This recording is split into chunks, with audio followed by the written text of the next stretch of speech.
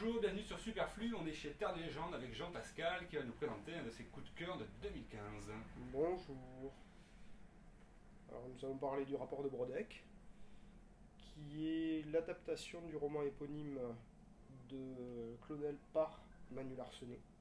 Donc Manu Larsenet est surtout connu dans ses premières années pour avoir fait de la bande dessinée d'humour, puis il s'est révélé au grand public surtout par Le Combat Ordinaire et puis par Blast ces dernières années, qui étaient vraiment des bijoux au niveau graphique et puis surtout au niveau du récit, au niveau de l'ambiance, des tripes qu'il a mis dedans, c'est du roman noir. En l'occurrence, il ne change pas vraiment beaucoup d'ambiance avec le rapport de Brodeck.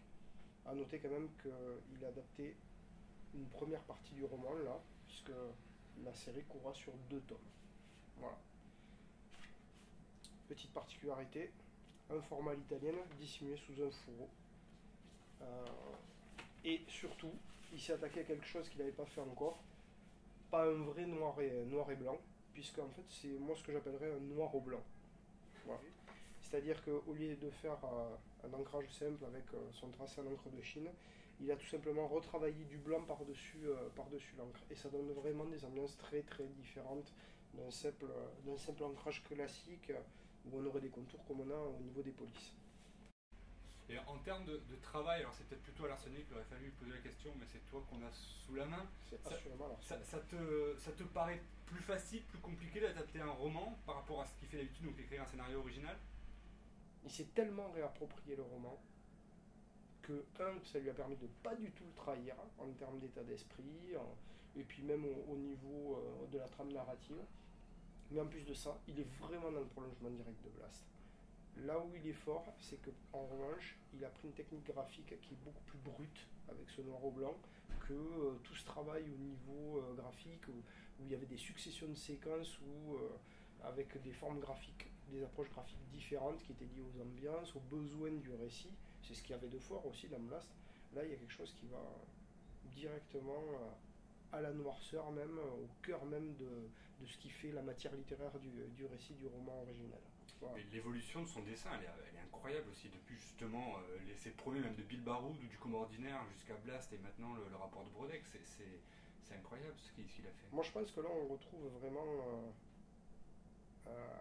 l'essence même de ce qui fait son travail, parce que quand on avait déjà les formats italiennes, les premiers formats italiennes au Rêveur de Rune, et aussi même les Bill Baroud, on s'aperçoit que c'est quand même un encreur extraordinaire. Un encreur habité, c'est-à-dire vraiment quelqu'un qui est habité par ses angoisses, je pense qu'il les couche sur le papier. On le retrouve là, mais par contre il a atteint une virtuosité graphique qui est exceptionnelle, une efficacité au niveau de la narration qui est exceptionnelle aussi, ça c'est clair. Voilà.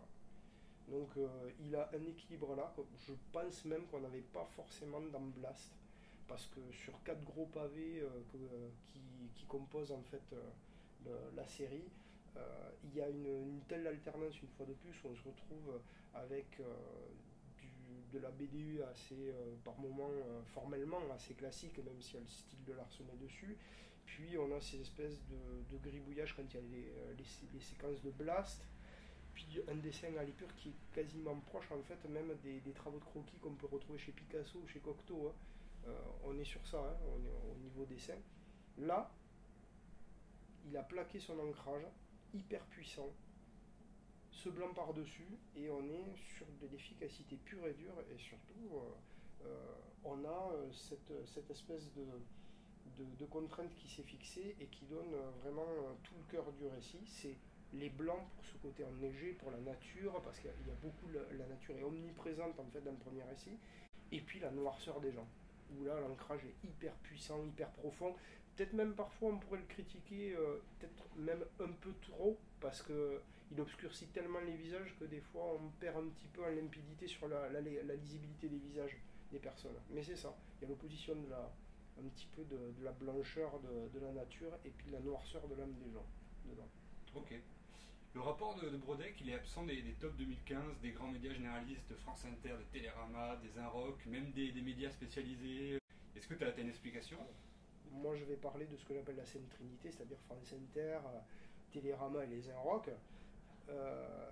Je pense que Pour eux d'abord, je pense qu'ils attendent le deuxième tome, donc le second en l'occurrence, puisqu'il n'y en aura que deux, pour se dire est-ce que c'est un simple exercice de style, est-ce que c'est une simple adaptation, ou est-ce qu'on est vraiment sur quelque chose, sur une sublimation du récit, d'une manière ou d'une autre.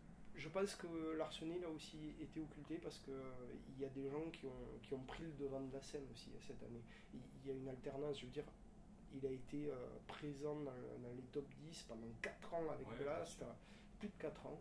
Et donc à un moment donné, c'est le jeu des médias aussi que d'alterner. Il n'empêche que moi je vais parler de ce que je connais, c'est-à-dire qu'en tant que libraire indépendant, Larsenet avait déjà eu le prix des libraires. Et la question s'est reposée. Normalement, nous, on n'élit pas une seconde fois un auteur.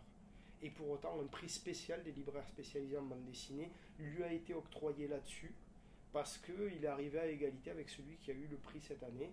Et en l'occurrence, on ne pouvait pas passer à côté du rapport de Brodeck. C'est pas possible. Parce que je pense que c'est important de souligner que, effectivement, Larsenet s'est pas contenté d'un travail d'adaptation pour souffler derrière Blast. Il a fait bien plus que ça.